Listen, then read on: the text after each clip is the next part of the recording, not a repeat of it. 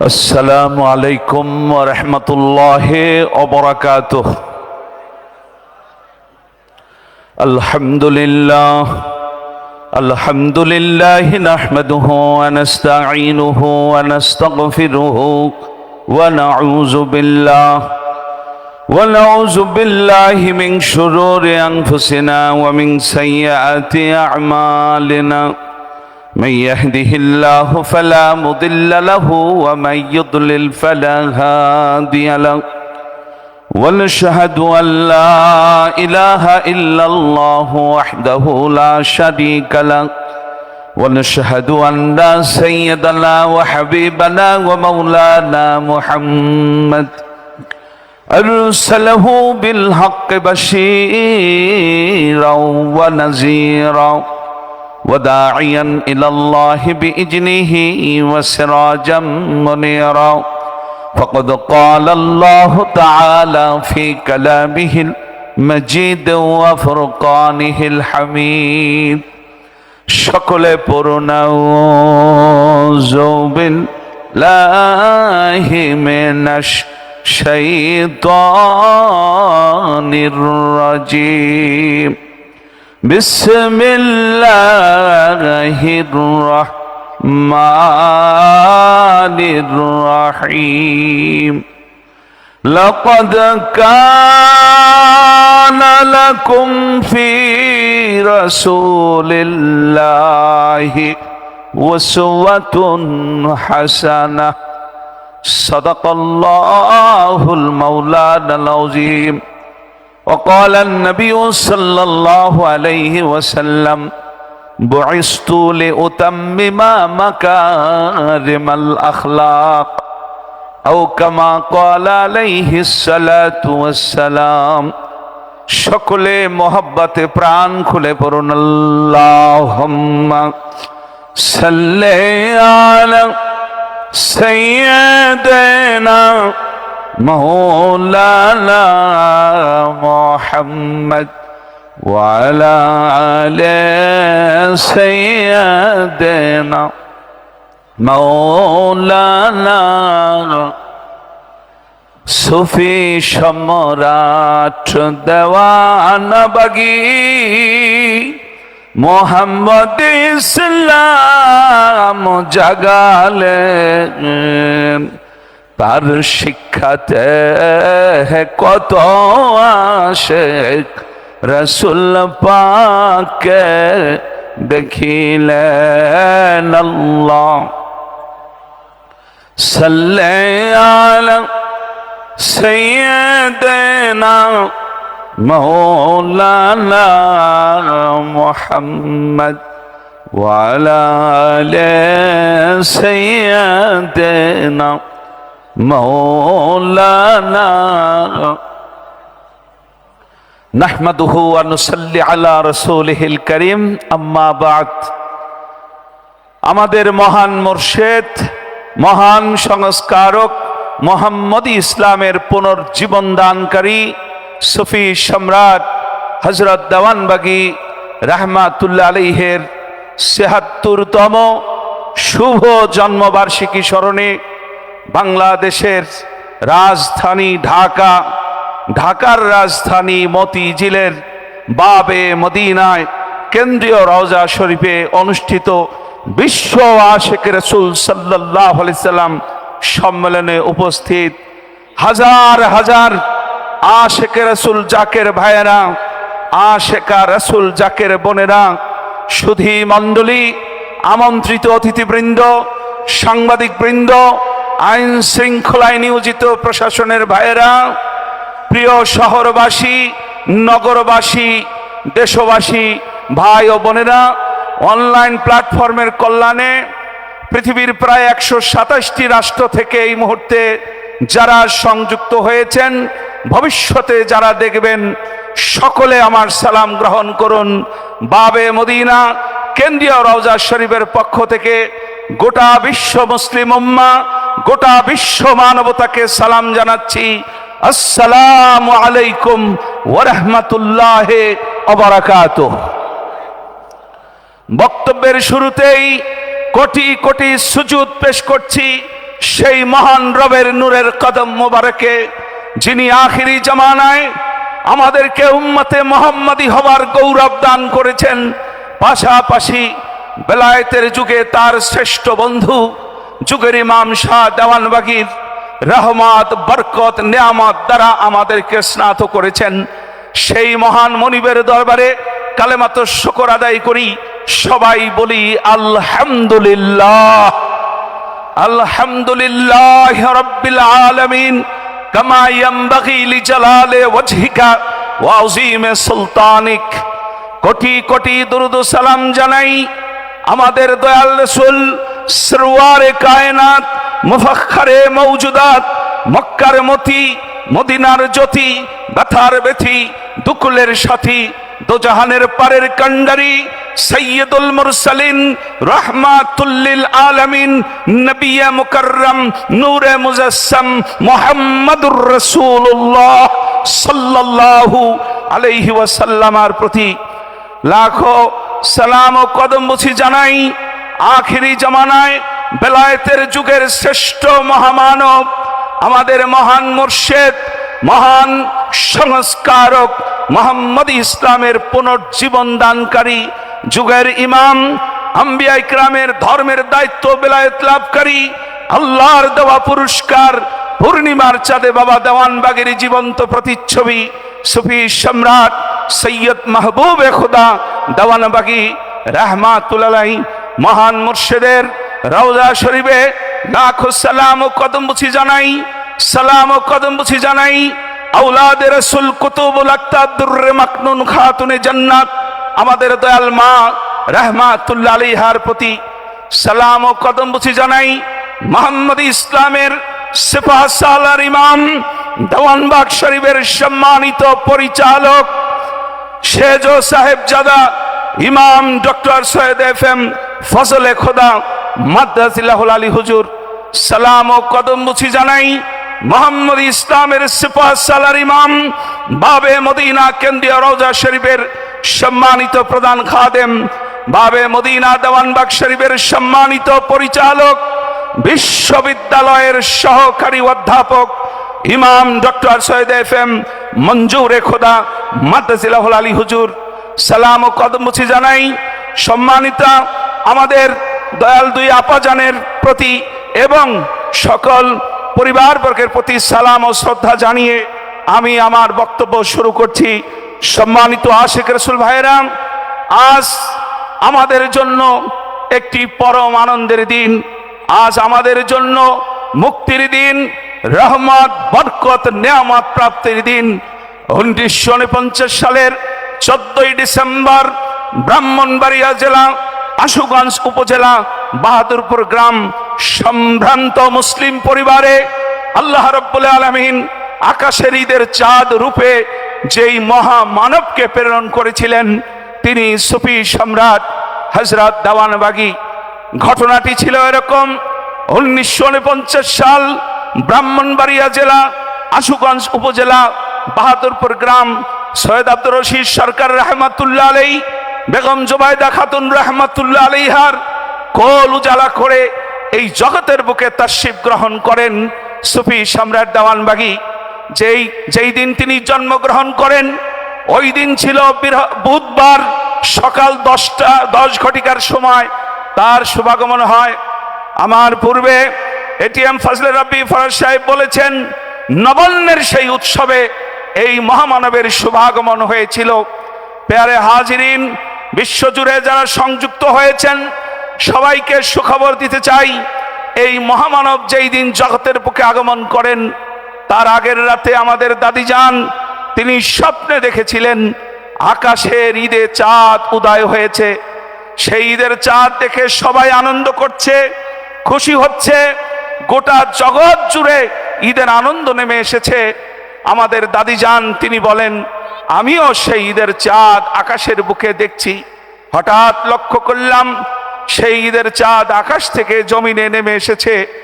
এক পর্যায়ে সেই ঈদের চাঁদ আমাদের দাদিজান সুফি সম্রাট দেওয়ানবাগী রাহমাতুল্লাহ আলাইহির গর্ভধারিণী আম্মা জান বলেন, সেই ঈদের চাঁদ আমার কোলের মাঝে চলে আসে। আমি ঈদের চাঁদ কোলে নিয়ে ঘরে চলে আসি। আমার ঘুম ভেঙে যায়। আসসালাতু খায়রুম মিনান নাওম, ফজরের আজান হয়ে গেল। সেই মুহূর্তে দাদিজান ঘুম থেকে উঠে তিনি অজু করে ফজরের নামাজ আদায় করলেন। তার শাশুড়ি আম্মা জানকে তিনি এই স্বপ্নটি ব্যক্ত করলেন। তার শাশুড়ি আম্মা জান এই স্বপ্ন মোবারকময় এই স্বপ্ন শ্রবণ করে বললেন, বৌমা, তোমার ভাগ্য খুলে গেছে। আল্লাহ তোমাকে এমন এক পুত্র সন্তান দিতে চলেছেন, যেই পুত্র সন্তান বিশ্ববাসীর জন্য ঈদের আনন্দ বয়ে আনবে। প্যারে হাজিরিন, ওই দিন সকাল 10 ঘটিকার সময় আল্লাহর এই মহান বন্ধু জগতের বুকে শুভাগমন করেন। তার বয়স যখন মাত্র 7 দিন হলো, তখন তার আকিকা পর্ব সুসম্পন্ন করে উপমহাদেশের ফখরে বাঙ্গাল তাজুল ইসলাম, উপমহাদেশের প্রখ্যাত আলেমে দ্বীন, যিনি কাবা ঘরে বাঙালি হয়ে ইমামতি করার গৌরব অর্জন করেছিলেন, সেই ফখরে বাঙ্গাল মাওলানা তাজুল ইসলাম সুফি সম্রাট দেওয়ানবাগী রাহমাতুল্লাহ আলাইহির 7 দিন বয়সে তার নাম রাখেন এ যে মাহবুবে খোদা, খোদার বড় প্রিয়, খোদার বড় আপনজন, খোদার বড় নিকটজন।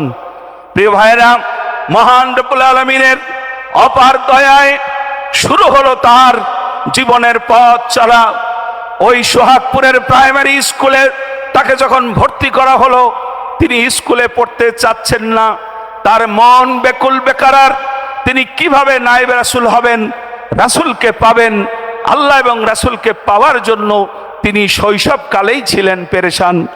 আপনারা শুনলে খুশি হবেন যে এই বয়সে শিশু বালকেরা ধুলোবালি নিয়ে খেলে, সেই বয়সে সুফি সম্রাট দেওয়ানবাগী রাহমাতুল্লাহ আলাইহি তিনি তার সতীর্থ খেলার সাথীদেরকে বলতেন, চলো আমরা ঘোড়া বানিয়ে ইমাম হুসাইনের পক্ষে যুদ্ধ করি, চলো ঘোড়া বানিয়ে আমরা ইমাম হুসাইনের পক্ষে যুদ্ধ করি। সেই বয়সে ইমাম হুসাইনের নাম তার জানার কথা ছিল না। অর্থাৎ মর্নিং শোজ দ্য ডে, সকালের সূর্যই বলে দেয় দিনটি কেমন যাবে। তিনি যে আল্লাহর বন্ধু, তিনি যে রাসূলের ধর্ম জগতে পুনরুজ্জীবিত করবেন, পুনরুদ্ধার করবেন, তার সেই মুজাসসাম নমুনা শৈশবেই তার মাঝে দৃশ্যমান হয়েছিল।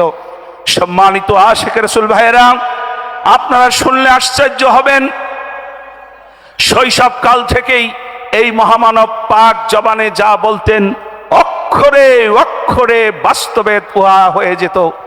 তিনি জীবনে একদিন বলেছিলেন, মাত্র 6 বছর বয়সে ঈদের খুতবায় সেই ঈদগাহের মাঠে তিনি বলেছিলেন, এমন একটা দিন আসবে আমার কণ্ঠ গোটা বিশ্ব শুনবে। আল্লাহ রাব্বুল আলামিনের অপার দয়ায় বাস্তবে তাই হয়েছে, তার কণ্ঠ গোটা বিশ্ব শুনেছে। তিনি যখন নায়েবে রাসূল হওয়ার জন্য মাদ্রাসা শিক্ষার প্রত্যেকটি ধাপ যখন তিনি অতিক্রান্ত করছিলেন, তখনই শুরু হয়ে যায় 1971 সালের সেই যুদ্ধ। আল্লাহর মহান বন্ধু হুব্বুল ওয়াতান মিনাল ঈমান, দেশ প্রেম ঈমানের অঙ্গ। তিনি দেশ মাতৃকাকে শত্রুমুক্ত করার জন্য অস্ত্র হাতে তুলে নিয়ে যুদ্ধে ঝাঁপিয়ে পড়েছিলেন। আল্লাহর মহান বন্ধু তিনি অসম যে লড়াই হয়েছিল এত বড় পাকিস্তানি বাহিনীর সাথে, তিনি অত্যন্ত সাহসিকতার সাথে সেই যুদ্ধ পরিচালনা করেন। শুধু তাই নয়, 3 নম্বর সেক্টর হেডকোয়ার্টারে মেজর জেনারেল শফিউল্লাহ তার দৃষ্টি আকর্ষণ করতে তিনি সক্ষম হয়েছিলেন। এতটাই সক্ষম হয়েছিলেন, বাই নেম তিনি এই মহামানবকে চিনতেন। ভারতের হেজামারায় তিনি 2টি মসজিদ প্রতিষ্ঠা করেন। মুক্তিযোদ্ধাদেরকে তিনি শপথ বাক্য পরিচালনা করাতেন, নিজে ইমামতি করতেন। আবার সকালবেলা অস্ত্র হাতে নিয়ে প্রতিদিন শত্রুর বিরুদ্ধে যুদ্ধ করে ওই সমরাঙ্গনে বিজয়ের মুকুট তিনি ছিনিয়ে আনার জন্য প্রতিদিন তার এই যুদ্ধ অব্যাহত তিনি রেখেছিলেন। প্যারে হাজিরিন, যেমনটি আপনারা শুনেছিলেন 1971 সালের 16ই ডিসেম্বর, তার মাত্র 27 দিন পূর্বে ভারতের হেজামারায় সেই মুক্তিযুদ্ধের সেই ক্যাম্পে যখন ঈদুল ফিতরের জামাত হয়, সেখানে তিনি আল্লাহর কসম করে বলেছিলেন, মুক্তিযোদ্ধা ভাইয়েরা সাক্ষী থাকেন, আগামী কোরবানি ঈদের আগে দেশ স্বাধীন হবে, আপনাদেরকে নিয়ে ঢাকার রেসকোর্স ময়দানে আমি ঈদুল আজহার নামাজ আদায় করব। মহান রব্বুল আলামিন তার এই বাণীকে সেদিন কবুল করে নিয়েছিলেন। তারপরেই দেশ মাতৃকা শত্রুমুক্ত হয়, আমরা এই স্বাধীন বাংলাদেশ আমরা উপহার পাই। সম্মানিত আশিক রাসূল ভাইয়েরা, আপনারা শুনলে খুশি হবেন, যুদ্ধ যখন শেষ হয়ে গেল, দেশ যখন স্বাধীন হয়ে গেল, ৩ নম্বর sector commander major general Shafiullah, যিনি সেনাবাহিনীর প্রধানও ছিলেন, তার অনুরোধে এই মহামানব আর্মির রিলিজিয়াস টিচার, সেনাবাহিনীর ধর্মীয় শিক্ষক হিসাবে তিনি গুরুত্বপূর্ণ দায়িত্ব, দেশের গুরুত্বপূর্ণ দায়িত্ব তিনি লাভ করেন।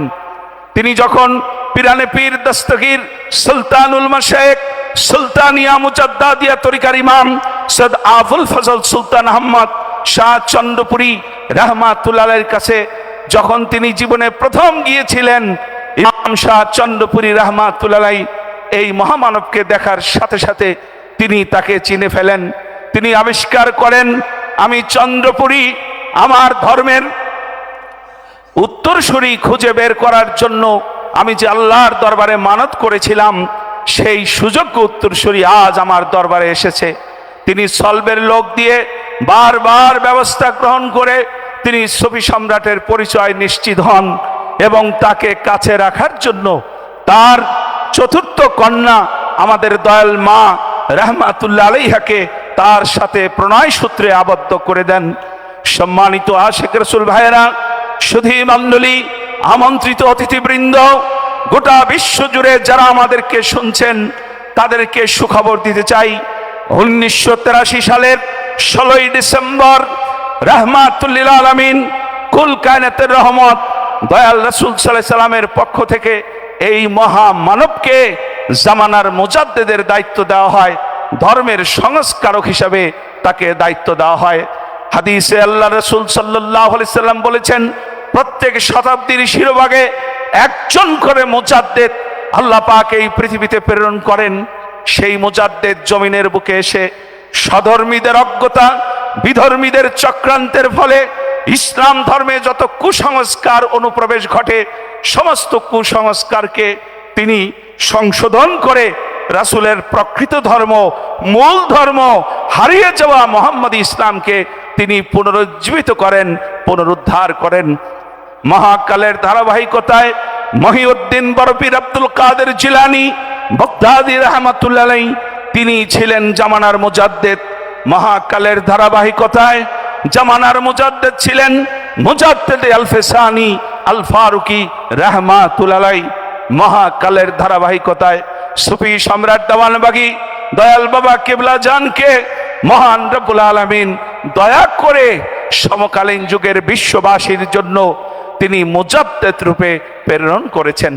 প্রিয় ভাইয়েরা, এই মহামানব যখন মুজাদ্দেদ রূপে প্রেরিত হলেন, আল্লাহর পক্ষ থেকে একের পর এক ধর্মের ভিতরে যতগুলো স্বধর্মীদের অজ্ঞতা, বিধর্মীদের চক্রান্তের ফলে ইসলাম ধর্মের ভিতরে যতগুলো কুসংস্কার অনুপ্রবেশ ঘটানো হয়েছিল, সমস্ত কুসংস্কারগুলোকে তিনি ফাইন্ড আউট করেন, চিহ্নিত করেন এবং সেগুলো সংশোধন করে রাসূলুল্লাহর প্রকৃত ধর্মকে তিনি জগৎময় তুলে ধরেন। আমরা জানতাম মহান রব্বুল আলামিন নিরাকার, এই দুনিয়ায় তাকে দেখা যায় না। আল্লাহর বন্ধু সুফি সম্রাট শাহ দেওয়ানবাগী ভুল সংশোধন করে বলেন, মহান আল্লাহ নিরাকার নন, মহান আল্লাহ আকার। তার অপরূপ সুন্দর নূরের সুরাত আছে। মহান আল্লাহকে এই দুনিয়াতে দেখা যায়, শুধু দেখাই যায় না, আল্লাহকে দেখে চিনে ভালোবেসে আল্লাহর পরিচয় লাভ করে আমাদেরকে মরতে হবে, তা না হলে কবরের প্রশ্নের জবাব দেওয়া যাবে না। মহান রবের সেই পরিচয় তিনি জাতির সামনে তুলে ধরেছেন।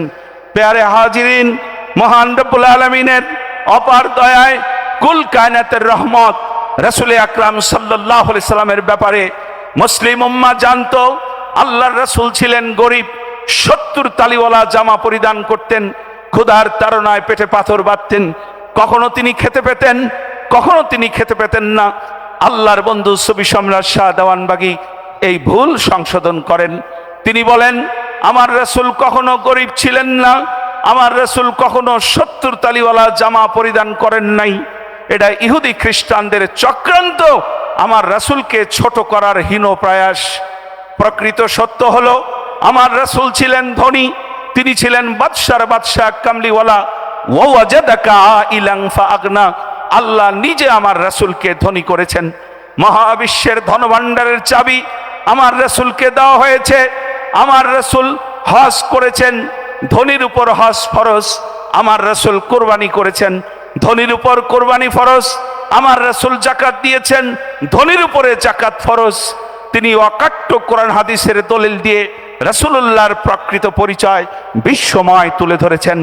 সম্মানিত আশিক রাসূল ভাইয়েরা, আপনারা শুনলে আশ্চর্য হবেন, আজকে যে আমরা ছবি তুলি, এই ছবি তোলার ব্যাপারে নিষেধাজ্ঞা ছিল। ইসলামে ছবি তোলা জায়েজ নাই। ভোটার আইডি কার্ড সংরক্ষণে বিশাল বড় বাধার সম্মুখীন হয়েছিল। এই দেশের শীর্ষস্থানীয় কতিপয় আলেম ফতোয়া দিয়েছিল ইসলামে ছবি তোলা জায়েজ নাই। সরকার যখন বেকায়দায় পড়ে গেল, সেই মুহূর্তে নির্বাচন কমিশন সচিবালয় থেকে আল্লাহর বন্ধু শাহ দেওয়ানবাগীর কাছে সমাধান জানতে চাওয়া হলো। তিনি তখন সমাধান দিলেন, ইসলামে ছবি তোলা হারাম, এই জাতীয় কোনো বক্তব্য আল্লাহর কোরআনে নেই। বরং হযরত আদম আলাইহিস সালামের কাছে আল্লাহ পাক একটি সিন্দুক পাঠিয়েছিলেন, তাবুক। সেই তাবুতের ভিতরে 1,24,000 নবী রাসূলের ছবি মোবারক আল্লাহ নিজে হযরত আদম আলাইহিস সালামের কাছে পাঠিয়েছিলেন। আল্লাহর বন্ধু শাহ দেওয়ানবাগী কোরআন দিয়ে প্রমাণ করেন, আল্লাহর একখানা নাম রয়েছে আল মুসাউবির, যিনি ছবি আঁকনেওয়ালা। পৃথিবীতে 800 কোটি মানুষ, কারো চেহারার সাথে কারো চেহারার ছবির মিল নেই, এমন সুনিপুণ কারিগর যাকে বলা হয় মুসাউবির। তিনি কোরআন হাদিস দিয়ে অকাট্য দলিল প্রমাণ দিয়ে যখন প্রমাণ করলেন, আপনারা শুনলে আশ্চর্য হবেন। আল্লাহর বন্ধু শাহ দেওয়ানবাগীর এই লিখিত বক্তব্যের উপরে ভিত্তি করে নির্বাচন কমিশন সচিবালয় সরকারিভাবে প্রজ্ঞাপন জারি করে ইসলামে ছবি তোলা নাজায়েজ এমন কোনো বক্তব্য পাওয়া যায়নি।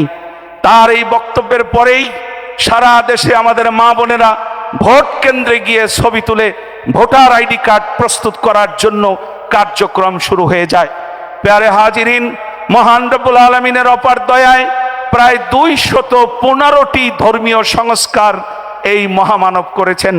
একটা নয়, দুইটা নয়, কোন একটি সংস্কার কোন অপর একটি সংস্কারের চাইতে দুর্বল নয়। আপনারা শুনলে খুশি হবেন, এই মহামানবের ধর্মীয় সংস্কারের আলোকেই আজকে বাংলাদেশে যেই ইন্টারমিডিয়েট, ডিগ্রি, অনার্স, মাস্টার্সে ইসলাম শিক্ষায় তাসাউফকে অন্তর্ভুক্ত করা হয়েছে এই মহামানবের পরামর্শক্রমেই। তখন বাংলাদেশের এক সময়ের প্রেসিডেন্ট ছিলেন আব্দুর রহমান বিশ্বাস সাহেব। আল্লাহর বন্ধুর শাহ দেওয়ানবাগী তার প্রতিনিধি দলকে পাঠিয়ে বুঝাতে সক্ষম হয়েছিলেন সুফিবাদ, তাসাউফ আল্লাহকে জানার মহাবিজ্ঞান, যেই বিজ্ঞান দ্বারা আল্লাহকে পাওয়া যায়। প্যারে হাজিরিন, আপনারা শুনলে আশ্চর্য হবেন, আমরা 16 বছর মাদ্রাসায় লেখাপড়া করে জেনেছিলাম আল্লাহর সাথে যোগাযোগের আর কোনো রাস্তা নেই। রাসূল করিম সাল্লাল্লাহু আলাইহি সাল্লাম যে কোরআন দিয়ে গেছেন, এই কোরআনের বাইরে আল্লাহর সাথে যোগাযোগ হওয়ার আর কোনো পদ্ধতি নাই। কিন্তু আল্লাহর বন্ধু শাহ দেওয়ানবাগী প্রমাণ করলেন, আল্লাহর সাথে যোগাযোগের বেশ কয়েকটি রাস্তা এখনো খোলা আছে।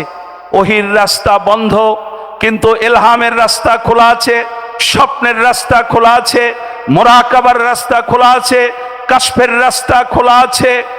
এইভাবে তিনি আল্লাহ পাকের সাথে এখনো যে যোগাযোগ করা যায়, সেই পদ্ধতি নিজের জীবনে অ্যাপ্লাই করেছেন, নিজের সন্তানদের জীবনে অ্যাপ্লাই করেছেন। 3 কোটি আশিকে রাসূলকে তিনি শিক্ষা দিয়ে গেছেন কিভাবে আপনি আল্লাহর সাথে যোগাযোগ করবেন। প্যারে হাজিরিন, মহান রব্বুল আলামিনের অপার দয়ায় এই মহামানব একের পর এক রাসূলুল্লাহর সত্য তরিকা মানব জাতির সামনে তুলে ধরেছেন। তারই ফলস্বরূপ 1989 সালের 5 এপ্রিল রাসূল করিম সাল্লাল্লাহু আলাইহি সাল্লামের পক্ষ থেকে এই মহামানবকে মুহাম্মদী ইসলামের পুনর্জীবন দানকারী খেতাব প্রদান করা হয়। আল্লাহ রাসূলের পক্ষ থেকে জানানো হয়, ইতিপূর্বে আমার ধর্ম 5 বার পুনর্জীবন লাভ করেছে। এখন আপনাকে আমার ধর্মের দায়িত্ব দেওয়া হলো, আপনি আমার ধর্মকে পুনরুজ্জীবিত করুন। প্যারে হাজিরিন, আপনারা শুনলে আশ্চর্য হবেন, 1996 সালের 2রা অক্টোবর এই মহামানবকে জামে আম্বিয়ার বেলায়েত দেওয়া হয়। সেই বেলায়েতের ঘটনাটি ছিল এরকম। আল্লাহর বন্ধু শাহ দেওয়ানবাগী বলেন, 1996 সালের 2রা অক্টোবর আমি বাবে রহমতে ঘুমিয়েছিলাম। আমাকে স্বপ্ন যোগে দেখানো হলো একটা পুরাতন শহর, অসংখ্য একতলা বিল্ডিংগুলোর বাইরে জীর্ণ শীর্ণ, বিল্ডিংগুলোর ভিতরে হীরা মণিমুক্তা জহরাতে পরিপূর্ণ। এই বিল্ডিং এর ছাদের উপরে আল্লাহর খলিল হযরত ইব্রাহিম আলাইহিস সালাম আমাকে নিয়ে গেলেন। আমি সেই বিল্ডিং এর ছাদের উপরে আমার মুসলিম জাতির পিতা হযরত ইব্রাহিম খলিলুল্লাহ আলাইহিস সালামের সাথে যখন আমি গেলাম, আল্লাহর খলিল আমাকে লক্ষ্য করে বললেন, এই যে একতলা বিল্ডিংগুলো দেখতেছেন, প্রত্যেকটা বিল্ডিং এক একজন নবীর ধর্ম। বাইরে যে দেখতেছেন জীর্ণ শীর্ণ, এটা এই নবীর শরীয়ত। ভিতরে দেখতেছেন হীরা মণিমুক্তা জহরাতে পরিপূর্ণ, এটা ওই নবীর মারিফাত। তারপরে আল্লাহর খলিল ইব্রাহিম আলাইহিস সালাম বললেন, আজ থেকে এই সমস্ত বিল্ডিংগুলোর দায়িত্ব আপনাকে দেওয়া হলো। আপনি চাইলে এই বিল্ডিংগুলো ভেঙে নতুন রূপে গড়তে পারেন, অথবা বিল্ডিংগুলো যেভাবে আছে সেভাবে রেখেও আপনি কাজ করতে পারেন। আপনাকে আম্বিয়া কিরামের বেলায়েত দেওয়া হলো। আল্লাহর বন্ধু শাহ দেওয়ানবাগী বলেন, ইব্রাহিম আলাইহিস সালাম কর্তৃক এই স্বপ্ন দেখানোর মধ্য দিয়ে আমাকে সকল ধর্মের মানুষের মুক্তির পথ দেখানোর দায়িত্ব আল্লাহর পক্ষ থেকে দেওয়া হয়েছে। প্যারে হাজিরিন, তিনি কত বড় মহামানব ছিলেন, আমাদের কল্পনারও বাইরে। 2008 সালের 10ই অক্টোবর মহান রব্বুল আলামিন এই মহামানবের নুরানিময় চেহারা মুবারক আকাশের পূর্ণিমার চাঁদের মাঝে দেখিয়েছেন। প্রিয় ভাইয়েরা, পৃথিবীর প্রায় 97টা রাষ্ট্র থেকে প্রতিনিধিগণ এসে এই মহামানবকে তারা সংবর্ধনা দিয়েছে। সেই সংবর্ধনার প্রত্যেকটি অনুষ্ঠানে আমি মহিউদ্দিন খান ফারুকী আমার উপস্থিত থাকার সৌভাগ্য হয়েছিল।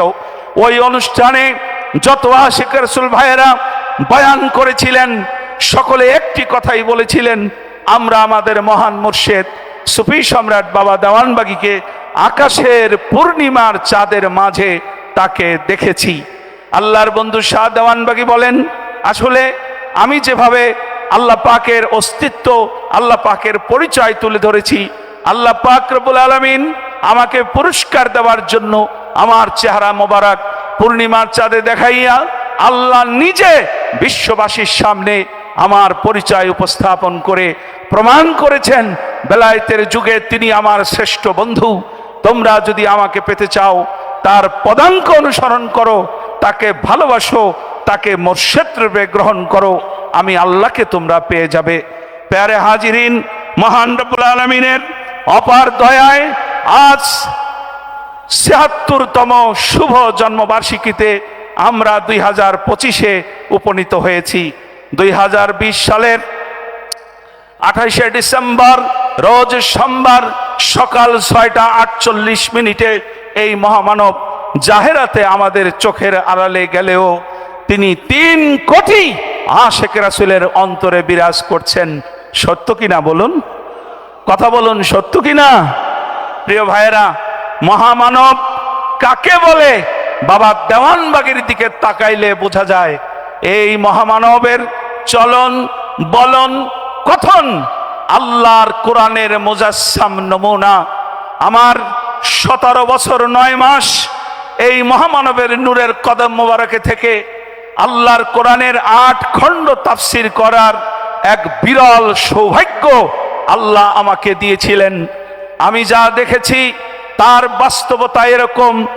রাসূল করিম সাল্লাল্লাহু আলাইহি ওয়াসাল্লামের যে উসওয়াতুন হাসানার যে বাস্তবতা কোরআনে পড়েছি, হাদিসে পড়েছি, তার ব্যতিক্রম কোনো কিছুই এই মহামানব ছিলেন না।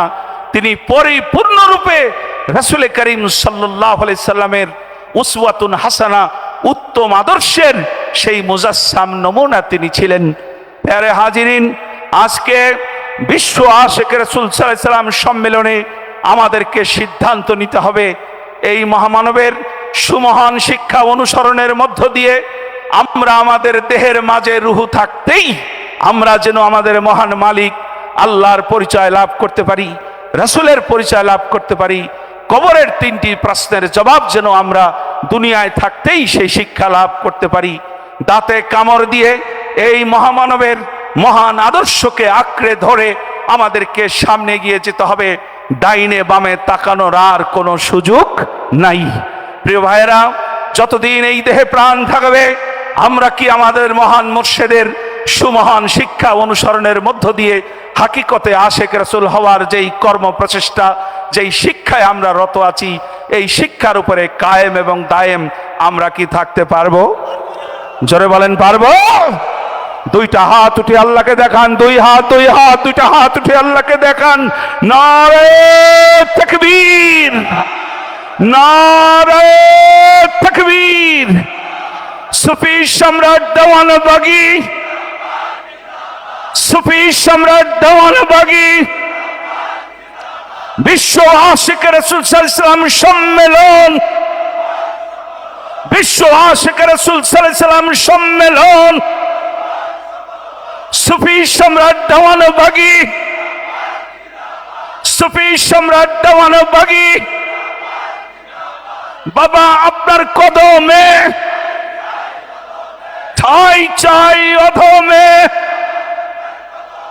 সুফি সম্রাট দেওয়ানবাগী। হাত নামান।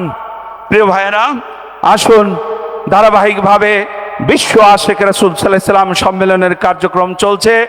ইনশাল্লাহ যথাসময় সালাতুল জোহরের আজান হবে, যথাসময় মুহাম্মদ ইসলামের মিলাদ শরীফ অনুষ্ঠিত হবে, যথাসময় সালাতুল জোহরের জামাত হবে, যথাসময় রওজা শরীফের জিয়ারতের কার্যক্রম অনুষ্ঠিত হবে, যথাসময় মুহাম্মদ ইসলামের সিপা সালার ইমামদ্বয় জাতির উদ্দেশ্যে মহামূল্যবান বাণী রাখবেন, যথাসময় মহান মুর্শিদ বাবা দেওয়ানবাগীর রেখে যাওয়া সেই মহান বাণী মোবারক, যেটা আমাদের পথ এবং পাথেও সেই নিয়ামত থেকেও, সেই নিয়ামত দ্বারাও আজকে আমরা লাভবান হব। পরিশেষে আপনাদের সবার প্রতি উদাত্ত আহ্বান জানাচ্ছি, সিরাতুল মুস্তাকিমে থাকা বড় কঠিন। কি সহজ না কঠিন? বড় কঠিন। যার ঘরে স্বর্ণ আছে তার ঘরেই ডাকাতি হওয়ার সম্ভাবনা আছে। সুতরাং যারা মুর্শিদ কেবলার কদম মোবারক আঁকড়ে ধরে, বাবে মদিনাকে আঁকড়ে ধরে, কেন্দ্রীয় রওজাকে আঁকড়ে ধরে ধর্ম করছেন, আপনাদেরকে সতর্ক থাকতে হবে কোনো অবস্থাতেই কোনো বেঈমান কাফের যেন আপনাদের ঈমান নিয়ে ছিনিমিনি খেলতে না পারে। প্রিয় ভাইরা, দেশের এই কঠিন মুহূর্তে আমাদেরকে বেশি বেশি মুর্শিদ কেবলা জানের আলোচনা করতে হবে, মুহাম্মদ ইসলামের মিলাদ শরীফ পড়তে হবে, মহান মুর্শিদের আদর্শকে আঁকড়ে ধরে আমাদের হায়াতে জিন্দিগির বাকি সময়গুলো অতিবাহিত করতে হবে। আল্লাহ পাক রব্বুল আলামিন আমাদের সবাইকে সেই তৌফিক দান করুন। সকলে বলেন আমিন। হাযা মা ইনদি ওয়াল ইলমু মিনাল্লাহ আলাইহি তাওয়াক্কালতু ওয়া ইলাইহি উনীব। পরিশেষে মহান মুর্শিদের নূরের কদম মোবারকে আমি আমার বক্তব্যের ভুল ত্রুটি ক্ষমা চেয়ে এখানেই আমি আমার বক্তব্য শেষ করলাম। সকলে ভালো থাকবেন, সুস্থ থাকবেন, আমার জন্য দোয়া করবেন, আমিও আপনাদের সবার জন্য দোয়া করি। ওয়া আখিরি দাওয়ানা আনিল হামদুলিল্লাহি রাব্বিল আলামিন। আসসালামু আলাইকুম ওয়া রাহমাতুল্লাহি ওয়া বারাকাতুহু।